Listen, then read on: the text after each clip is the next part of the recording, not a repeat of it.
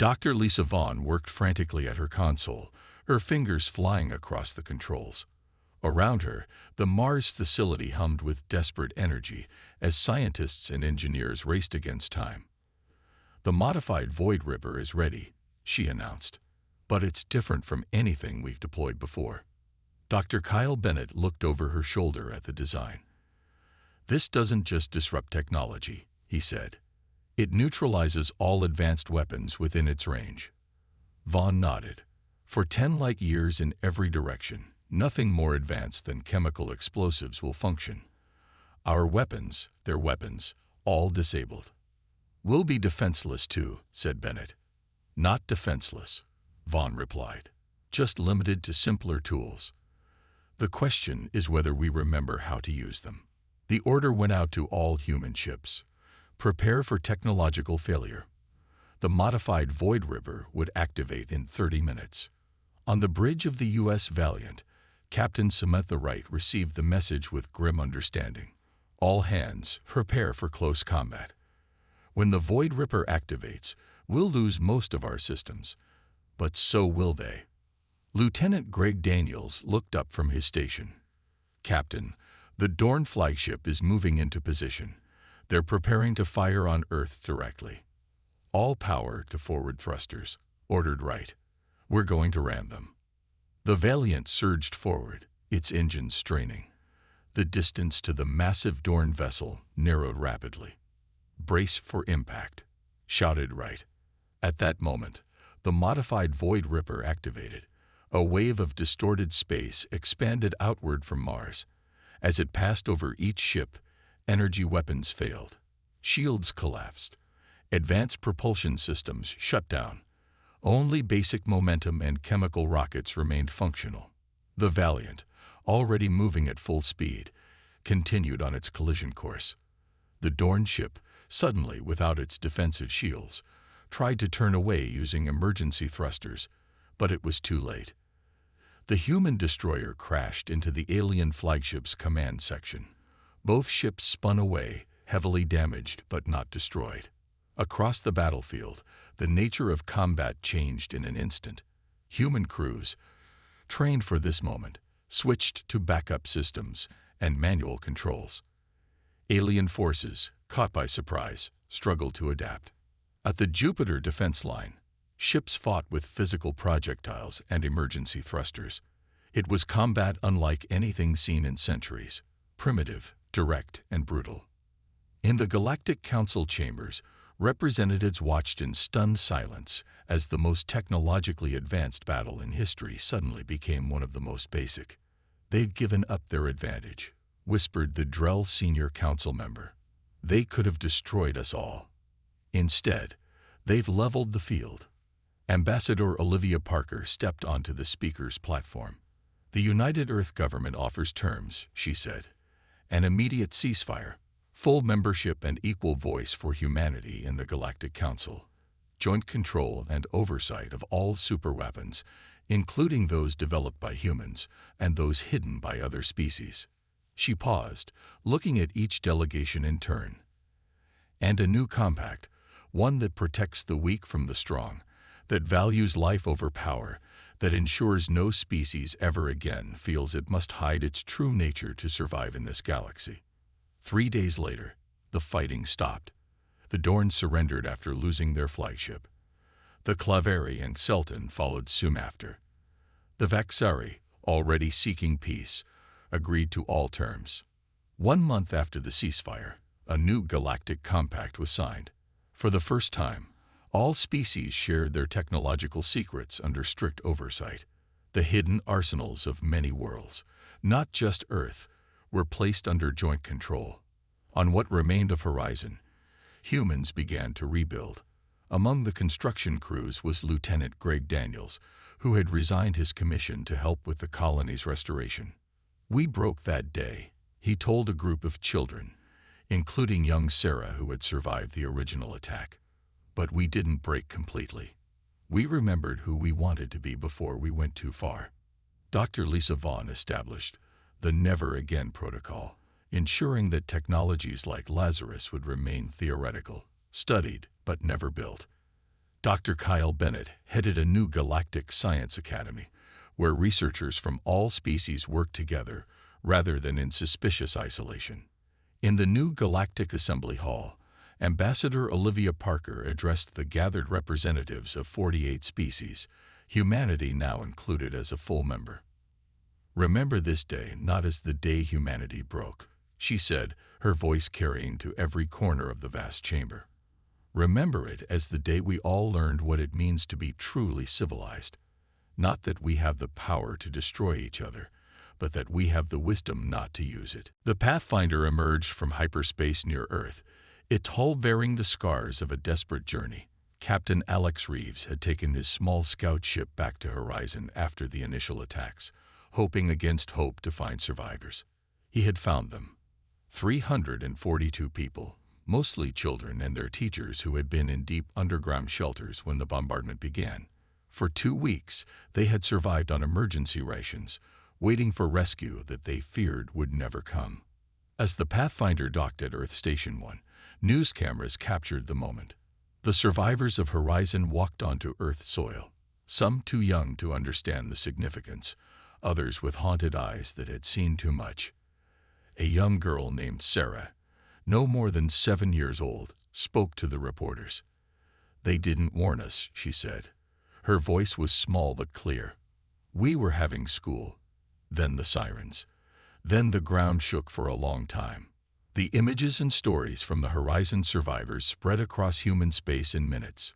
Public opinion, which had been divided over the use of the hidden weapons, began to shift. Messages of support for military action flooded government channels. On the Mars facility, the order to prepare Lazarus had arrived. Dr. Lisa Vaughn stood before the assembled scientists and engineers. "I will not activate this system," she said. Her voice echoed in the suddenly silent room. "We built Lazarus as a final option, a deterrent that should never be used. If we deploy it now, we cross a line from which humanity can never return." Half the room nodded in agreement. The other half looked away, their faces troubled. Dr. Kyle Bennett stepped forward. "Lisa is right," he said. "Lazarus doesn't just kill, it unmakes. We would be no better than those who attacked us." In orbit above Earth, Admiral Jane Collins received word of the scientists' refusal. Before she could respond, another crisis emerged. "Admiral," reported her communications officer, "we've lost contact with the U.S. Valiant." The Valiant had been leading the defense of the Jupiter perimeter. Its sudden silence could mean only one thing. The enemy was making a push toward Earth itself. Lieutenant Greg Daniels, still confined to the brig of his ship for refusing orders, felt the sudden change in the engine vibrations. Someone was pushing the drives beyond safety limits. The ship was under attack or in pursuit. The door to his cell opened.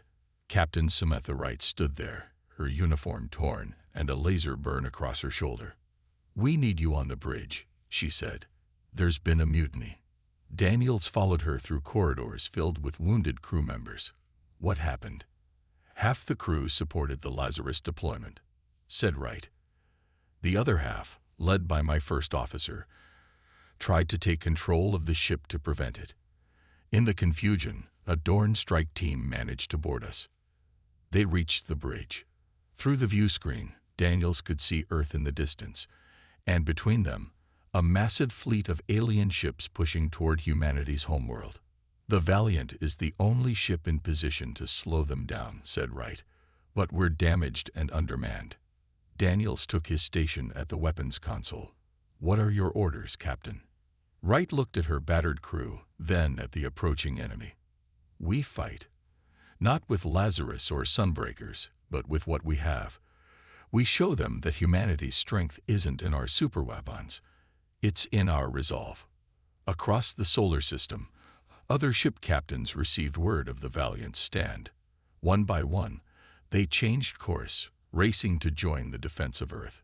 On Mars, Dr. Vaughn watched as the Lazarus activation codes were locked away.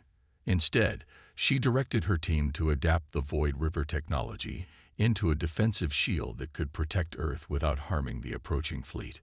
"If we're going to win this," she said, "we need to win as the humans we want to be, not as the monsters they fear we are. The final battle for Earth was about to begin. But the most important battle, the one for humanity's soul, was already being fought in the hearts and minds of every human who had to choose between vengeance and justice, between breaking completely and finding a better way. 2 weeks into the conflict, the Vaxari sent a message requesting peace talks. Their military had lost 70% of its capability. Their homeworld's defenses had been neutralized without a single shot fired at their civilian population. The demonstration of the Sunbreaker technology had made it clear that humanity could destroy entire star systems if they chose. But the Clavari, Dorn, and Selton continued fighting. They believed humans were bluffing, that they would not use their most devastating weapons against populated worlds. Commander Eric Summers led a team investigating a captured Clavari communications hub. What they found shocked even the most hardened veterans.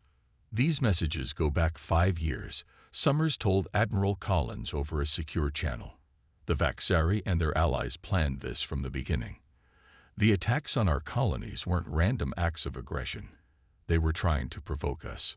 Provoke us to what end? Asked Collins, her face grim on the small screen. They wanted us to reveal our technology, said Summers. Look at this message from the Clavari High Command. Once the humans deploy their rumored spatial manipulation devices, we can analyze and counter them. Their resistance will collapse within days. Collins was silent for a long moment. They underestimated what we were hiding. In the Galactic Council chambers, Ambassador Olivia Parker stood before the assembled representatives, her face showing no emotion as she presented evidence of conspiracy. These communications proved that 4 member species of this council deliberately targeted human colonies with the intent to provoke a military response, she said. They orchestrated the deaths of millions of humans as part of a strategy to force us to reveal technologies we had chosen to keep private. She turned to face the senior council member directly. And the council itself was complicit. You knew of these plans. You did nothing to stop them. Murmurs and cries of denial filled the chamber, but the evidence was clear on the screens around them. Internal council messages discussing the human problem and the need to assess their true capabilities. On Mars, Dr. Lisa Vaughn sat alone in her quarters. On her desk were reports from the front lines, data on the performance of her creations. The Void Ripper was working perfectly. The Sunbreaker demonstration had achieved its goal. But the cost was becoming clear. The door chimed. Dr. Kyle Bennett entered without waiting for a response. The Xelton fleet was just neutralized near Jupiter, he said. No casualties on either side. Vaughn nodded but did not look up. Bennett sat across from her. Lisa, the secretary, has asked about Lazarus. Now she looked up, her eyes wide. No, we agreed. Lazarus was never meant to be deployed. It's a doomsday weapon, Kyle. I know, said Bennett, but the Dorn are not backing down. They've begun bombarding our colony on Taw City. Civilian targets. On Earth, protests had begun outside government buildings. News of the Sunbreaker demonstration had leaked to the public. Many humans were horrified by the weapon's power, even though it had been used on an uninhabited system. We are becoming what we feared, said one protest leader to the gathered crowd. We hid these weapons because we knew they should never be used. Secretary Miller watched the protests from his office window. The decision weighing on him was the heaviest of his career. The Lazarus Protocol represented the final and most terrible of humanity's hidden technologies, a weapon that could potentially destabilize reality itself in an entire sector of space. The Dorn have targeted schools on Taw City, reported his aide. Estimated civilian casualties now exceed 10,000. Miller closed his eyes. When he opened them, his decision was made. Send the order to the Mars facility, he said. Prepare Lazarus for deployment. His aide looked shocked. Sir, the scientists have warned that Lazarus could have unpredictable effects on spacetime itself. We don't fully understand. I know what they've warned, said Miller. Send the order. As the message traveled to Mars, a mutiny was brewing aboard the U.S. Valiant. Captain Samantha Wright had just received word that her childhood friend was among the dead on Taw Ceti. Her grief and anger pushed her towards supporting the Lazarus deployment. But half her crew, led by her first officer, had other ideas. The line between justice and vengeance was beginning to blur. 3 days into the conflict, Admiral Jane Collins called for the deployment of Phase 2. The initial attacks had been successful beyond expectation. 80% of Vaxeri military installations had been neutralized without a single human casualty. But the Vaxeri were not surrendering. Instead, they had called on their allies for help. The Claveri, Dorn, and Selton have officially joined the Vaxeri, reported Secretary Miller during the emergency meeting. Their combined fleets are moving toward our outer colonies. The room fell silent. Even with their new technology, humans could not fight 4 species at once, not without crossing lines they had promised themselves they would never cross. "We need to deploy the Void Ripper against the Vaxeri homeworld," said Admiral Collins.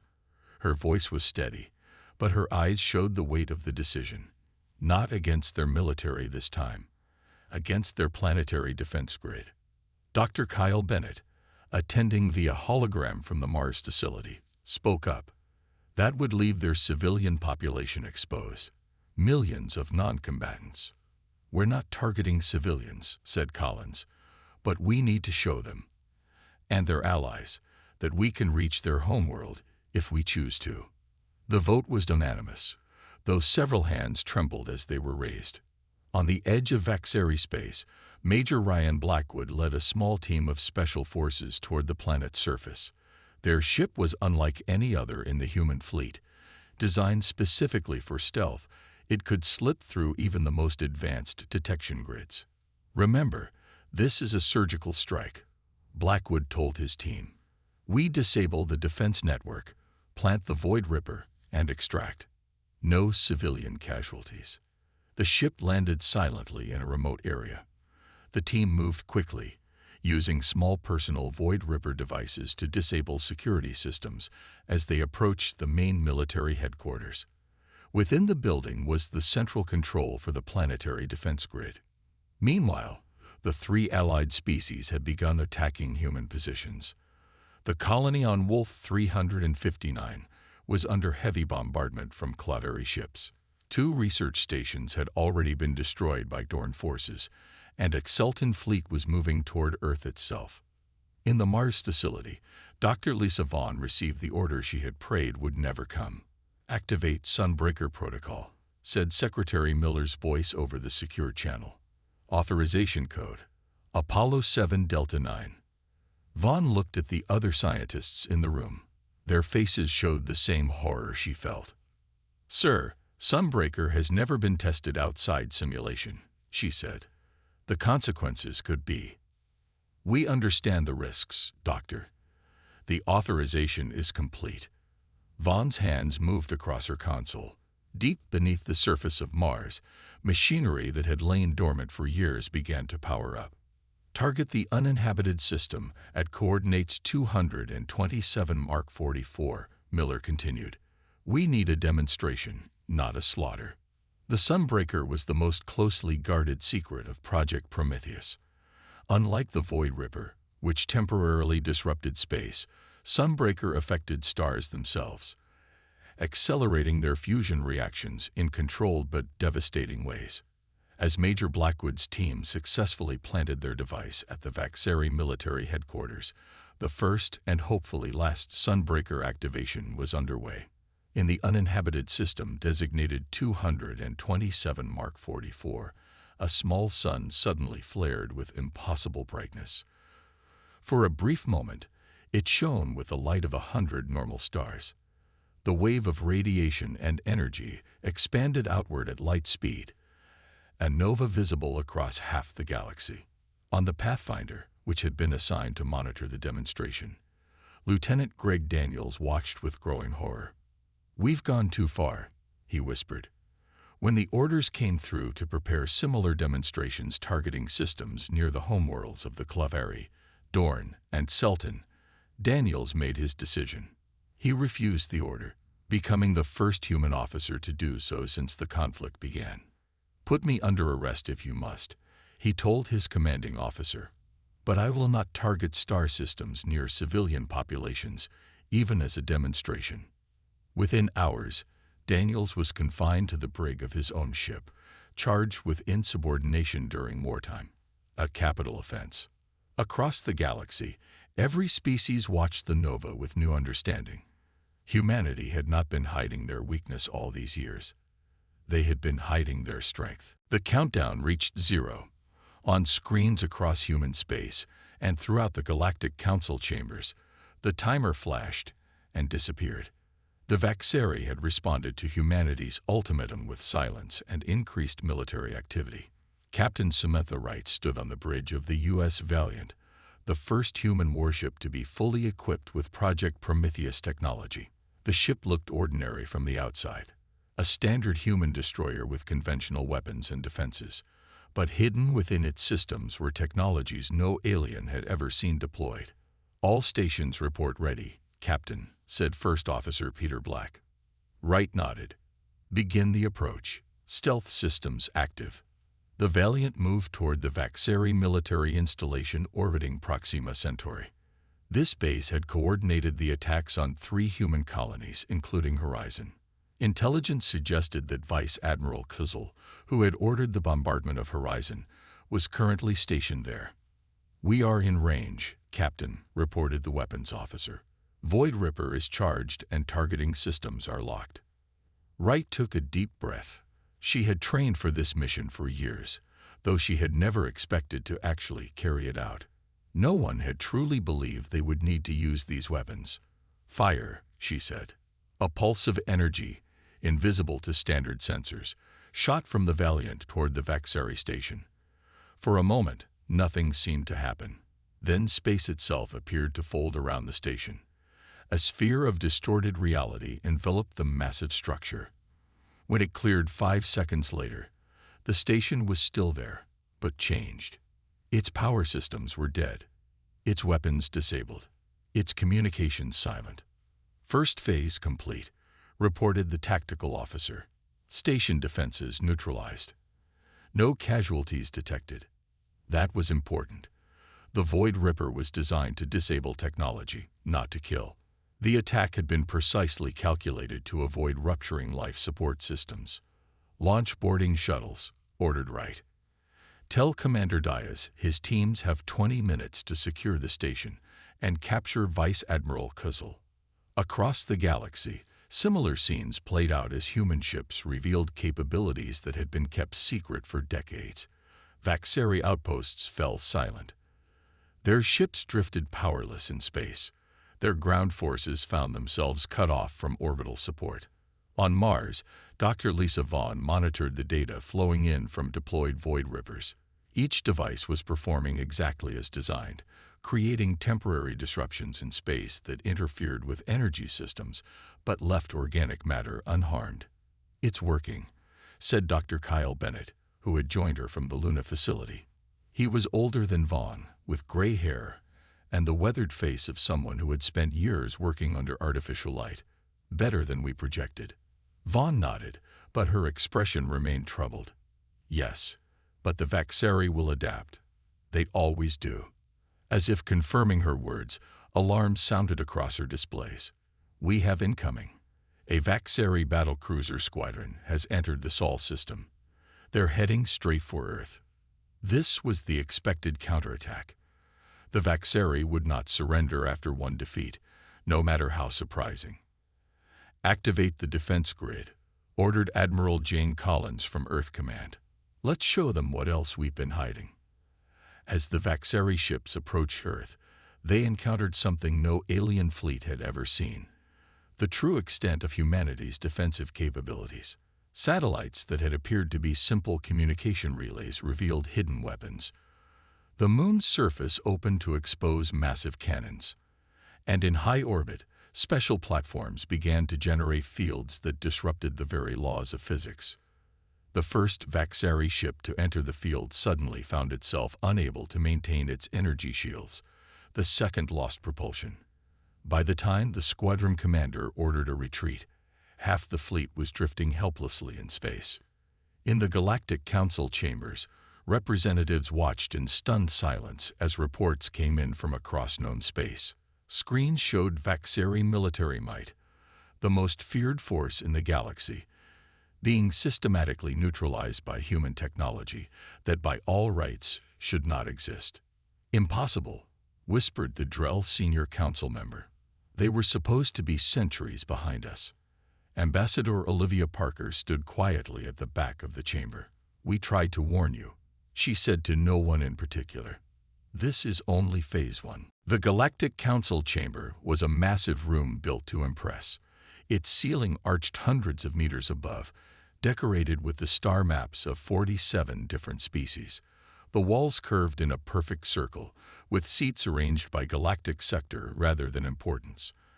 At the center stood the speaker's platform, a simple round stage where representatives could address the gathered council. Today, all seats were filled. The emergency session had been called less than 6 hours after unusual energy readings were detected coming from human space. Ambassador Olivia Parker walked slowly to the speaker's platform. She was tall for a human, with dark skin and silver hair that she wore tied back. Her blue uniform bore no decorations except for a small Earth emblem. She had represented humanity to the Galactic Council for 12 years. She looked tired. Honored representatives, she began, her voice steady. I come before you today with a message from the United Earth government. The chamber quieted. Many species leaned forward in their seats. Some activated translation devices. 3 days ago, the human colony of Horizon was destroyed by Vaxeri forces. 30 million human lives were lost. Her words were simple, but her voice carried the weight of each death. This marks the 7th unprovoked attack on human settlements in 3 standard years. Murmurs spread through the chamber. The Vaxeri delegation, 6 tall, insect-like beings with iridescent exoskeletons, remained perfectly still. For 3 years, we have brought evidence of these attacks to this council. We have requested intervention. We have asked for justice. Ambassador Parker paused. We have received nothing but empty words. The senior council member, an ancient Drell with flowing robes, raised a hand. Ambassador, we understand your distress, but the council must maintain neutrality in. The time for neutrality has passed, Parker interrupted. Even this small breach of protocol caused gasps among the delegates. No one interrupted the senior council member. Humanity has abided by the council's restrictions. We have limited our weapons development.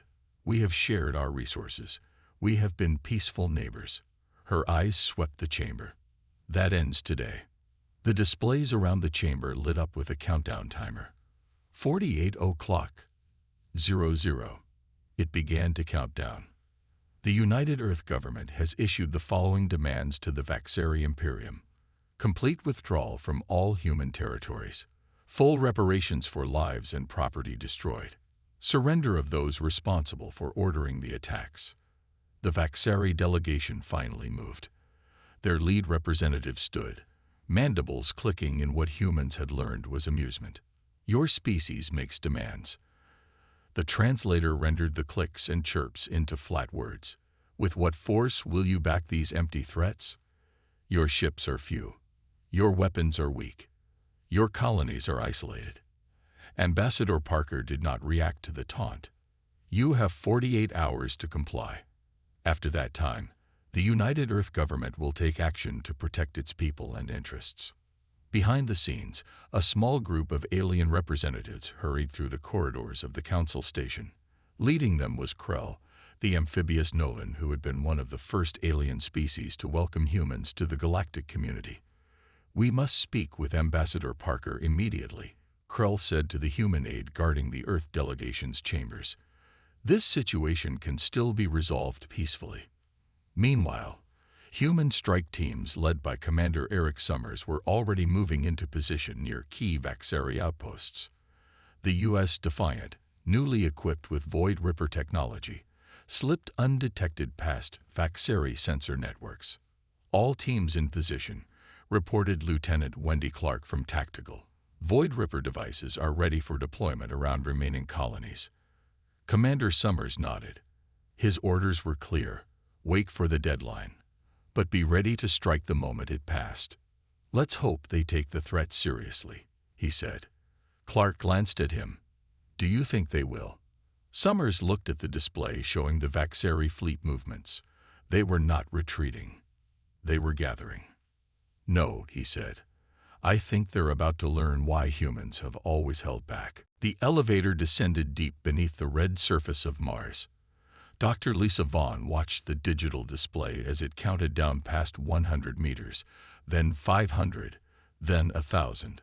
The Olympus Mons facility had been built in secret 30 years ago, carved into the heart of the tallest mountain in the solar system. How many people know about this place? Asked Captain Alex Reeves. After delivering his report on Horizon, he had been ordered to Mars without explanation. Fewer than 200, Dr. Vaughn replied. Her voice was soft but firm. Most of them are in this facility right now. The elevator stopped at 3,000 meters below the surface. The doors opened to reveal a vast chamber filled with equipment, screens, and people working with urgent purpose. Welcome to Project Prometheus, said Dr. Vaughn. Humanity's insurance policy. Reeves followed her through the busy facility. Men and women in lab coats and military uniforms moved between workstations. Some nodded at Dr. Vaughn as she passed. None seemed surprised by the presence of a starship captain. They entered a smaller room with a large window that looked out onto a testing chamber. Inside, a small device that resembled a metal sphere sat on a platform. This is what the Defense Secretary meant, said Dr. Vaughn. The technology we kept hidden. What does it do? Asked Reeves. We call it the Void Ripper. Dr. Vaughn pressed a button on a console. Images appeared on the screens around them. Diagrams, test results, and footage of previous tests. It tears small temporary holes in the fabric of space itself. Reeves stared at her. That's impossible. No, just forbidden. Dr. Vaughn's face showed no humor. The Galactic Council banned research into spatial manipulation 500 years ago, before humans even joined. They said it was too dangerous. So we did it anyway. We did it because it was banned. Another voice joined the conversation. A tall man in a pilot's uniform approached. I'm Lieutenant Grade Daniels, test pilot for the delivery systems. He shook Reeves' hand. His grip was strong, but Reeves noticed a slight tremor. The Council bans any technology that might threaten their power, Daniels continued. We learned that lesson early. Dr. Vaughn nodded. Project Prometheus began after first contact. A small group of scientists and military leaders realized that humanity was entering a galaxy where we were centuries behind in development. We needed advantages they wouldn't expect. She led them to another section of the facility. This room was filled with holographic displays showing ship designs. For decades, we've secretly built weapons and defenses that don't rely on the standard technologies used by other species, while our public fleet uses the same faster-than-light drives, the same shield systems, and the same weapons as everyone else. We developed alternatives. Dr. Kyle Bennett argued most strongly for this approach, said Daniels. He said we needed to be playing a different game entirely. Where is Dr. Bennett now? Asked Reeves. Supervising the final testing on Luna, Dr. Vaughn replied. He'll be joining us tomorrow. The Defense Secretary has ordered full production and deployment of all Prometheus technologies. Reeves looked at the designs on the displays. They showed familiar human ships, but with unfamiliar systems integrated throughout. How effective are these weapons? He asked quietly. Daniels and Dr. Vaughn exchanged glances. In simulations, a single destroyer equipped with Void Ripper technology could disable a Vaxari battle group, said Dr. Vaughn. The actual effectiveness might be less, of course. We've never tested them in real combat. Until now, said Daniels. His hands had stopped trembling, but his eyes showed concern. The question isn't whether they'll work, it's whether we should use them at all. Dr. Vaughn turned to face Reeves directly. Captain, you saw what happened at Horizon. 30 million dead. What do you think? Should we use everything we have, or should we keep showing restraint? Reeves thought of the flashes of light he had watched from the Pathfinder. Each one represented thousands of lives ended in an instant. "Outfit the fleet," he said. "All of it." The stars flickered against the black void as Captain Alex Reeves held his breath. His small scout ship, the Pathfinder, drifted silently within the asteroid belt orbiting Horizon, Earth's newest and most promising colony. The ship's systems were powered down to minimal levels. Only life support and passive sensors remained active. Through the view screen, Reeves watched as the Vaxari warships appeared from hyperspace. 12 massive vessels, their hulls covered in sharp angles that reminded him of predatory insects. They moved with precision, surrounding the blue-green planet below. "They can't see us," whispered Lieutenant Maria Hayes, though no one could have heard her even if she had shouted. "But we can't warn them either." Reeves nodded, his jaw tight. The Pathfinder had been mapping the asteroid belt when their long-range scanners detected the Vaxari fleet. Any transmission now would reveal their position. They could only watch. The first blast struck Horizon's capital city. From space, it looked like a small flash of light, followed by an expanding cloud of dust. The second and third blasts hit the colony's defense installations. Within minutes, the defensive shields failed. "My God," Maria breathed. "There are 30 million people down there." Reeves felt something break inside him as the bombardment continued. Methodical. Thorough. The Vaxari weren't just attacking. They were exterminating. 4 hours later, the Pathfinder limped through Earth's defense perimeter. The small ship had pushed its engines beyond safety limits to bring the news home. As Reeves stepped onto Earth's soil, messages were already flying to every corner of human space. In Geneva, the United Earth government convened an emergency session. Reeves stood at the back of the Grand Chamber, still wearing his dusty uniform. He hadn't slept since witnessing the attack.